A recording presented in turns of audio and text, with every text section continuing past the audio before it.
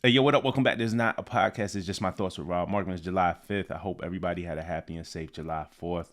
All my people in the U.S. I know I got a lot of people who watch overseas and internationally, and I appreciate y'all too. Before my people in the U.S., I know there's a lot of folks who have a hard time celebrating July 4th, particularly with what's going on politically in this country. And, you know, ICE was a big topic of conversation at my barbecue yesterday. Just families being ripped apart, mass deportation, and the way it's being done, the violent way it's being done, and just a whole bunch of things going on in this country. But hopefully, on a day like yesterday, which was a holiday, most of us have not, had the day off. That you can find time to spend with family. I think that's the most important thing, family and loved ones. The political nature of what's going on in any country is always going to be up and down, right? But the love for your family, the love for your community, the people around you is what always has to remain constant. So hopefully y'all found time to do that. I spent time with family, got to see my parents. So I wasn't as tapped in yesterday. I knew stuff was coming. I knew things were happening, but I wasn't like super tapped in. I was really attentive and spending time with my parents and my family. We just never know how much more time we have together, right? Like not even being dark cloud or whatever. It's just how life goes. So, spend those moments, spend that time. But when I got back from, picked up my parents, took them to my house, had a barbecue, dropped them home. When I got back, literally, I was like, what did I miss? Like, what did I miss? What did I miss? Drake dropped a new song yesterday. All right. It's called What Did I Miss? He live streamed himself driving the truck through Toronto. And some other songs were previewed during the live stream. And it all seems to set up this Iceman chapter that he's been teasing, right? It's unclear if his next album is going to be called Iceman, but it's definitely an alias he's adopted. It's definitely like a motif that he's leaning into. And during the live stream, like I said, he was driving the truck. The truck said Iceman on it. It seems like he's going for this whole blue collar motif, like literal ice, like cutting literal ice and delivering literal ice. So the record that he officially dropped, and it's on DSPs now, it's called What Did I Miss?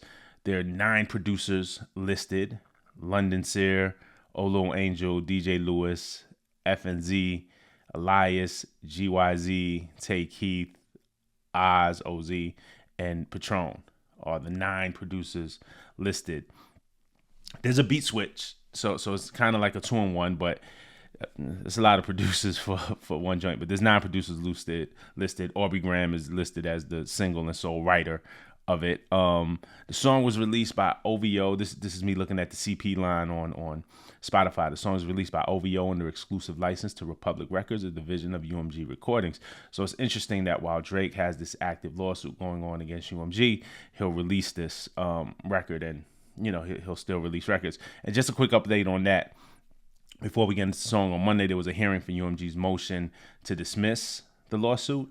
I didn't report on it because, as far as I can tell, the judge hasn't made a ruling on that yet. The judge heard arguments, and while in court, the transcript was put out to the press. So we saw transcripts of both sides arguing.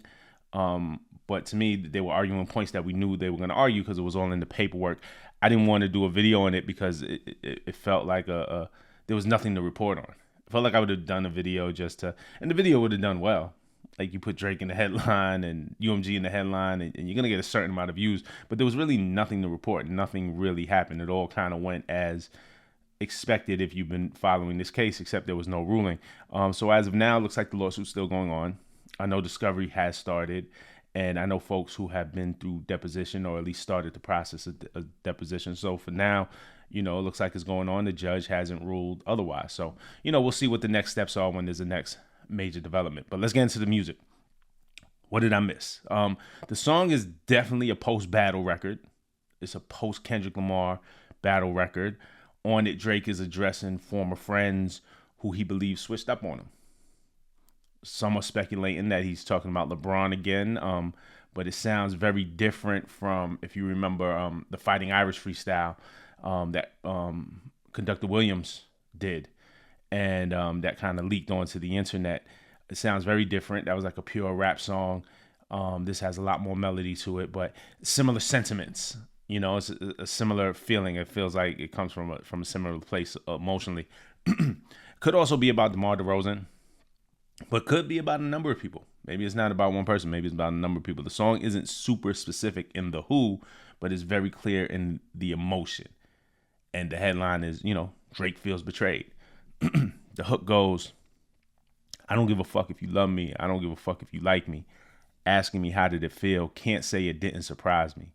Last time I looked to my right, you was standing right beside me. How can some people I love hang around pussies who try me? Let's go. What did I miss? And then he just repeats, what did I miss? So pretty self-explanatory on the hook. Kendrick is the pussy we can assume that he is referring to, or one of them. I guess maybe still Metro and whatever, but this feels like he mentions the pop out later. So this feels like Kendrick, and how can some people I love hang around pussies who try me? Verse 1 starts, I'm whipping around like on 600 acres. And then, that's part of the whole flow. He's like, let's go, let's go, let's go. It's like kind of the ad lib. So I'm whipping around on 600 acres. And this is just better not ask for no favors. It's love for my brothers and death to a traitor. She might decide to say no to me now, but she'll say yes to me later. The 600 acres refers to I believe the crib he just bought in Texas. I don't know how many acres it is, but I heard it was a lot of land. So just bought a big kind of crib ranch style something in Texas. He goes on, her ass is all natty like the Florida Gator. You swish on the guys and supported a hater. Now we getting into it. What's the get back for? It's TBD. I look at this shit like a BTC. Could be down this week, then I'm up next week. So what's the get back, right? Like now we get into it, right? You switched on the guys and supported a hater. What's the get back? It's TBD. What's the get back? So he's looking for revenge, right? He's looking for some. What's the get back? It's TBD. We don't know yet, but there's gonna be some get back. Makes sense in the MO of this is just Drake's style. Remember after the Meek battle, what did Drake drop? Looking for revenge. All summer 16. So again, a post battle thing is the battle is done and he's surveying what's going on around him, and he's looking for revenge. What's the get back gonna be? It's TBD. And the BTC line, good wordplay, right? About how up and down and how volatile Bitcoin is, Bitcoin investments. And then we get to verse 2, and that's where the beat switch happens. And one thing about this beat switch, it's funny because it sounds like Weeknd's vocals are in the background of this. I know it's not, or I don't think it is. If somebody knows whose voice that is, let me know. I don't think it's Abel's, but it sounds like Abel's voice in the background when you get the beat switch and the little kind of haunting vocals in the background. But Drake starts off, and he's getting punched in the face on some TLC shit on the dead guys. Some TLC shit because you gonna need a chili ice pack for your left eye. I'm back in your city tonight, walking around with my head high. I saw a bro went to the pop out with them, but been dick riding gang since headlines. All right. So, cool wordplay on the TLC joint. TLC, chili, left eye, part of the group TLC. And a direct mention of the pop out concert. You know what I'm saying? I saw a bro went to the pop out with him, but been dick riding since headlines. So, this is when it starts to get like really specific, right? Like it's about a feeling, but this is a specific thing. And, okay, damn, you was at the pop out, but you've been fucking with us since headlines. Headlines dropped in 2011. So that's a long time, right? Could be LeBron. We saw footage of LeBron at the pop out. But DeMar DeRozan was there too. Could be DeMar. Russell Westbrook was there. I don't know what Drake and Russell Westbrook's relationship is. But a number of rappers were there. A number of industry people, people who just kind of work in the industry, be it DJs, be it label people, be it, a lot of people were there. Could be anybody that he's talking about. But, he says, I saw a bro, which makes it feel so specific to somebody. Like he has somebody in mind when he's writing this. Possibly LeBron. That's what everybody thinks is LeBron. Could be DeMar too. From the aspect of feeling betrayed, right? I get the emotion 1,000%, man. Like put yourself in Drake's shoes. If it was you, would you feel away? Ask yourself honestly. Like sit there honestly.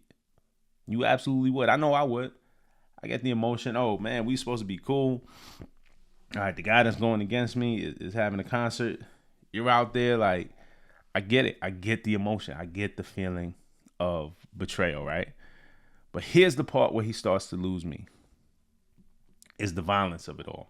For two reasons. One, punching your face on the dead guys. One, if it's LeBron is 6'9" and 250 pounds and has security. It's highly unlikely anybody's punching LeBron in the face. DeMar DeRozan, pretty big guy. But, this is rap. We say a lot of things in rap that doesn't mean it's going to happen, poetic license. So I'm not even taking it that seriously, right? Like, it shouldn't happen, and it's not going to happen. But the part that makes it hard for me, and again, I get the emotion. I get the feeling of betrayal. The part that makes it hard for me coming from Drake in this situation is that Drake has an active lawsuit against UMG for defamation, not like us square in the middle of it. In the lawsuit, he suggests, and it might be straight up alleged. I don't have the paperwork in front of me. Of course, I've read it a bunch of times. I have to actually go back and revisit it. But in that paperwork, at the very least, it is suggested that the unfortunate shootings that happened at Drake's home in Toronto, remember, somebody got shot. His security guard got shot. Shouldn't have happened, like, for whatever the reason. But in that paperwork of the lawsuit, it suggests that the shootings happened because of Not Like Us. So Drake is suing for defamation. And in that suit, claiming in some way because of the song, he and those around him were victims of violence. So the combination of this punch him in the face, and if you watch the video, there are a ton of rifles in the video. So the combination of this message that you're sending while there's an active lawsuit going on, for me is like, well, what are we doing here? And this is me. Look, man, y'all know me. I know a lot of people call me a hater. I really try to be fair. I try to be nuanced. And I try to judge the action and not the person. I never said anything negative about Drake, but I have been vocal. But I don't like this lawsuit. I don't like this move. So while actively suing and then having the guns in the video and saying, "Yo, we're gonna punch this one and that one in the face," it don't match. Like it don't feel right. You know what I'm saying? And again, I know it's rap, it's poetic license, but it just don't. I don't know. I'm all for artistic expression. This is art. But that part there is just like me, you seeing me right now trying to reconcile with it because it don't make sense to me all the way. Okay, but he goes on. So we'll move on, right? That was just my piece on that. We're still in the verse. Feels like nobody's there until you start giving out two tones. And nobody cares until they're in front of your tombstone. You've been on that type of timing for too long. Iceman, Tiffany, Bluestones. I done made plenty shit right out of two wrongs. Shit, let's go. Two-tone watches. So, feels like nobody's there until you start giving out two tones. Watches as gifts. We know him and LeBron exchange watches before as gifts, but Drake has probably done that with a ton of people. But I fuck with the line. I fuck with that line, and nobody cares until they're in front of your tombstone. I wholeheartedly believe that the sentiment that nobody cares until you're dead, I think about that a lot, just in general. Like, we treat each other bad, man. We say, especially on social media, or, when it's more impersonal, we say the worst things about each other. But then when that person ain't here no more, it's like, damn, oh my God, as it relates to rap. And I said this in relation to Drake and Kendrick a few months back when it was being suggested through some of the media guys with certain individuals that when Kendrick performed in Toronto that he wouldn't make it out. There was some of that narrative going around. And all I'm saying is, God forbid something happened to any of these guys. It would be a tremendous loss, and a rap battle isn't worth it. Again, I come from the era of Big and Pac, where that was hyped up, and then when they died, it was so tragic. So I fuck with the sentiment here. Nobody's there until you start giving out two tones, and nobody cares until they're in front of your tombstone. I fuck with that sentiment. That resonated for me. And I think we got to find a way to live it more. Everybody. Then we get into verse 3. What did I miss? When I was looking at y'all and cooking with y'all and giving out verses and bookings to y'all, making sure wires were hit, man, what did I miss? When you was all in my crib looking at hoes, word for word at all of my shows, you always felt like this, man, what did I miss? So, the whole record, and this kind of sums it up on some, damn, I thought we was cool. I was blinded by the fact that you was at my shows singing word for word.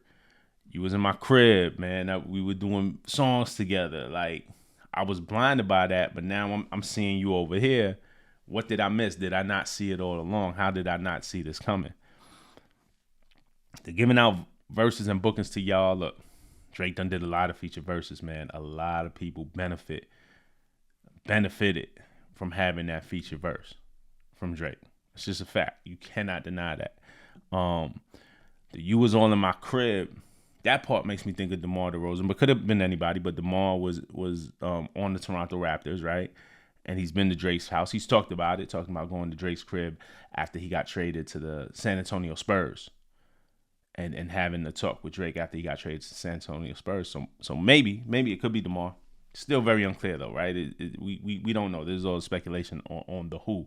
But again, it could be a bunch of who's. It feels like a group of people. It feels like he feels real betrayed. And that's just the Drake thing. Like again, it's an MO if you listen to his music. He's betrayed by the women. He's betrayed by the rappers, by this. Everybody kind of does him wrong. It'll be interesting to see the accountability of well, why. But maybe there isn't a reason why. Maybe what did I miss? Well, what did you do? We don't know though. What did he do? What did you do to make somebody switch? Maybe he did nothing. We don't know. But it feels like it's a cool record. I have my only real kind of thing that I'm reconciling with the record, like I said, is the guns part in the video, and I don't understand how that works when there's an active lawsuit going around. Other than that, record is cool. Like, you know what I'm saying? Like, it's not, I don't have like an issue with this record. It doesn't feel like the one to me. It's not like, when you heard No Kid, you like, oh, this shit could go. Doesn't feel like the one to me. I also don't look for every record to be the one. I don't think that's the aim of this record. It's a cool record. It's cool. During his live stream though, he teased another song and felt more rapish. It might have been called Supermax. There was a hook that mentioned Supermax in the hook. I'm gonna link the rip of the song into the description, but another song called for now we're gonna call it Supermax. He had one line, he had a couple of lines on here like do not come around the guys playing Peacemaker. They snake me for now, but we'll see later. Your boy got his head bust inside that one spot, and we still laughing about that shit like a week later. So, I don't want to speculate on who that might be. I think I might know though. He also said, this is trauma. I think this is the line. I couldn't all the way make it out. This is trauma from getting back on my masters deals. Los Angeles love like Phil Jackson and Shaq O'Neal. Referencing, this trauma from getting back on my masters. So, that theory of, that UMG sabotaged him. You know what I'm saying? I'm putting in quotes. Those are not my words, but UMG sabotaged him to gain leverage because Drake was getting too powerful and gaining too much leverage. Maybe that's what he's saying here. And Los Angeles love like Phil Jackson and Shaq O'Neal. Does he still get love in LA? We'll see. I'm sure plenty of people in LA still love Drake, but right now, Kendrick got the shit on fire. But that's it, man. So there's a lot of new music. I'm gonna come back. Definitely want to talk about that Jid album. Still want to talk about these Wale freestyles. Clips albums coming next week. There's gonna be a lot of videos. I think there's a Chains and Whips video coming. So there's gonna be a lot of things to discuss. I'm gonna try to be here with y'all every step of the way, and we're gonna talk about this music. But until next time, all right, peace.